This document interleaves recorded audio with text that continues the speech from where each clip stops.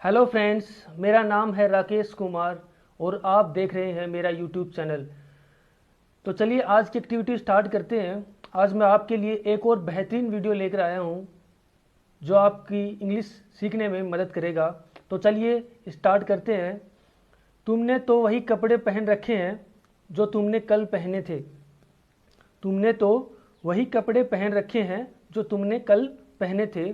अगर इसको हम इंग्लिश में कहना हो तो हम कैसे कहेंगे? You are wearing the same clothes you wore yesterday. You are wearing the same clothes you wore yesterday. तुमने तो वही कपड़े पहन रखे हैं जो तुमने कल पहने थे। ये कपड़े तुम पर काफ़ी अच्छे लगते हैं। ये कपड़े तुम पर काफ़ी अच्छे लगते हैं। इसको हम इंग्लिश में कहेंगे these clothes looks really good to on you. These clothes looks really good on you. ये कपड़े तुम पर काफ़ी अच्छे लगते हैं। These clothes looks really good on you. ये कपड़े तुम पर काफ़ी अच्छे लगते हैं। कोई भी कपड़े तुम्हें सूट कर जाते हैं। कोई भी कपड़े तुम्हें सूट कर जाते हैं। इसको हम इंग्लिश में कहेंगे any clothes suit you well. Any clothes suit you well. कोई भी कपड़े तुम्हें सूट कर जाते हैं। Any clothes suit you well. तुम कोई भी कपड़े पहन लो, अच्छी ही लगती हो। तुम कोई भी कपड़े पहन लो, अच्छी ही लगती हो। इसको हम इंग्लिश में कहेंगे you look good in whatever you put on. You look good in whatever you put on. तुम कोई भी कपड़े पहन लो, अच्छी ही लगती हो। You look good in whatever you put on. देखिए, पुट ऑन यहाँ फ्रेजल वर्ब है जिसका अर्थ होता है पहनना। तो तुम कोई भी कपड़े पहन लो, अच्छी ही लगती हो। तुम्हें ऐसा करने की जरूरत नहीं थी। तुम्हें ऐसा करने की जरूरत नहीं थी। इसको हम इंग्लिश में कहेंगे you don't need to do this. You don't need to do this. तुम्हें ऐसा करने की जरूरत नहीं थी। तो देखिए फ्रेंड्स, हमें पता है कि डू डज डिड के बाद हमेशा मुख्य वर्ब की फर्स्ट फॉर्म आती है। तो डू डज डिड के बाद यहाँ पर डू के बाद मुख्य वर्ब की फर्स्ट फॉर्म नीड आ रही है। मैं ये और बर्दाश्त नहीं कर सकती। मैं ये और बर्दाश्त नहीं कर सकती। इसको हम इंग्लिश में कहेंगे I can't take this any more. I can't take this any more. मैं ये और बर्दाश्त नहीं कर सकती। तो देखिए, हमें पता है जितने भी मॉडल होते हैं उसके बाद भी मुख्य वर्ब की फर्स्ट फॉर्म आती है। तो यहाँ पर देखिए टेक मुख्य वर्ब की फर्स्ट फॉर्म है। जो कैन जो मॉडल है उसके लिए आ रही है, यानी कैन मॉडल के लिए मुख्य वर्ब की फर्स्ट फॉर्म यहाँ पर टेक यूज हुई है। तो मैं ये और बर्दाश्त नहीं कर सकती। आई कान टेक दिस एनी मोर। पैसों को लेकर मेरा उससे झगड़ा हो गया था। पैसों को लेकर मेरा उससे झगड़ा हो गया था। इसको हम इंग्लिश में कहेंगे I had quarrel with him over money. I had quarrel with him over money. पैसों को लेकर मेरा उससे झगड़ा हो गया था। उसने मुझ पर चोरी करने का आरोप लगाया था। उसने मुझ पर चोरी करने का आरोप लगाया था। इसको हम इंग्लिश में कहेंगे he accused me of stealing his money. He accused me of stealing his money. उसने मुझ पर चोरी करने का आरोप लगाया था। देखिए फ्रेंड्स, यहाँ पर एक्यूज का अर्थ होता है आरोप लगाना। अगर किसी व्यक्ति पर आरोप लगाना हो तो हम हमेशा एक्यूज का प्रयोग करेंगे। मैं कहूँगा ये एक्यूज है, इसने मेरा वॉच चुराई है। तो उसने मुझ पर चोरी करने का आरोप लगाया था। He accuse me of stealing his money.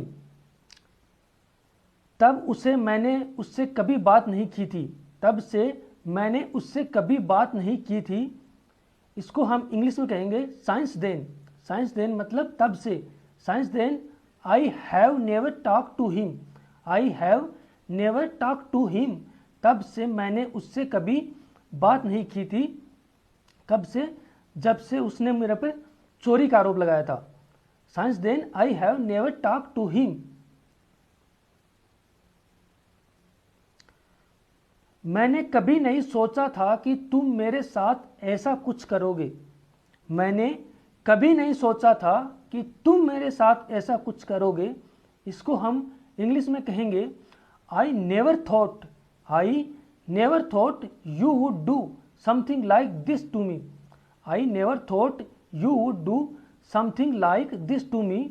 मैंने कभी नहीं सोचा था कि तुम मेरे साथ ऐसा कुछ करोगे। तो देखिए फ्रेंड्स, यहाँ पर वुड के बाद डू आ रहा है जो मुख्य वर्ब की फर्स्ट फॉर्म है। हमने थोड़ी देर पहले ही डिस्कस किया है कि मॉडल्स होते हैं उनके बाद हमेशा मुख्य वर्ब की फर्स्ट फॉर्म आती है। तो यहाँ पर डू मुख्य वर्ब की फर्स्ट फॉर्म आ रही है। मैं कभी नहीं चाहता था कि तुम दोनों को पता चले। मैं कभी नहीं चाहता था कि तुम दोनों को पता चले। इसको हम इंग्लिश में कहेंगे I never wanted you to know. I never wanted you to know. मैं कभी नहीं चाहता था कि तुम दोनों को पता चले। I never wanted you to know.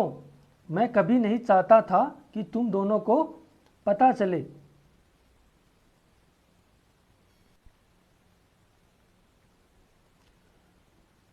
मैं कभी नहीं चाहता था कि तुम दोनों इस झंझट में फंसो। मैं कभी नहीं चाहता था कि तुम दोनों इस झंझट में फंसो। इसको हम इंग्लिश में कहेंगे I never wanted you to get involve in this mess. In this mess का अर्थ होता है झंझट। I never wanted you to get involve in this mess. मैं कभी नहीं चाहता था कि तुम दोनों इस झंझट में फंसो। I never wanted you to get involve in this mess. मैं इस प्रोजेक्ट में बहुत मेहनत कर रही हूँ। मैं इस प्रोजेक्ट में बहुत मेहनत कर रही हूँ। इसको हम इंग्लिश में कहेंगे I have been working really hard on this project. I have been working really hard on this project. मैं इस प्रोजेक्ट में बहुत मेहनत कर रही हूँ। I have been working really hard on this project.